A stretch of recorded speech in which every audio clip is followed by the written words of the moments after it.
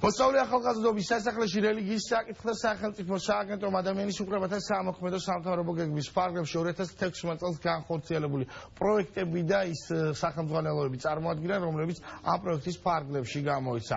პროექტში განხილულია გაეროს, ევროსაბჭოს, ვენეციის კომისიისა და ოსლოს კოალიციის დოკუმენტები რელიგიის თავისუფლების შესახებ. ასევე რამდენიმე ქვეყნის კანონმდებლობა რელიგიისა და რწმენის თავისუფლების შესახებ.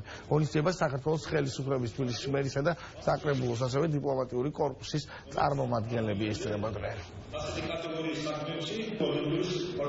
ადამიანის უფლებათა სამთავრობო სტრატეგიის ფორმატში განხორციელებულია ეს 4 წიგნის პრეზენტაცია, რომელიც გულისხმობს ადამიანის რელიგიურ უფლებების დაცვას, განხორციელებას, ერთის მხრივ, მეორის მხრივ მარსებულ ტენდენციებს, რომელიც ევროკავშირის ევროსაბჭოს ქვეყნებში არსებობს ამ მიმართულებით ინდივიდუალური დონეზე რელიგიურ უფლებების დაცვის ხორცაზის, ამავე დროს რელიგიურ ორგანიზაციების საქმიანობის რეგისტრაციის წესის შესახებ. დღეს ჩვენ იმ კონფერენციის მასალებს გამოვცემთ იმ ფორუმისა, რომელიც ამ რამდენიმე თვის წინ შედგა. ეს ერთ-ერთი პირველი ასეთი ფართომასშტაბიანი სამშვიდობო ფორუმი გახლდათ, რომლის მონაწილენი სხვადასხვა რელიგიური ორგანიზაციების წარმომადგენლები იყვნენ.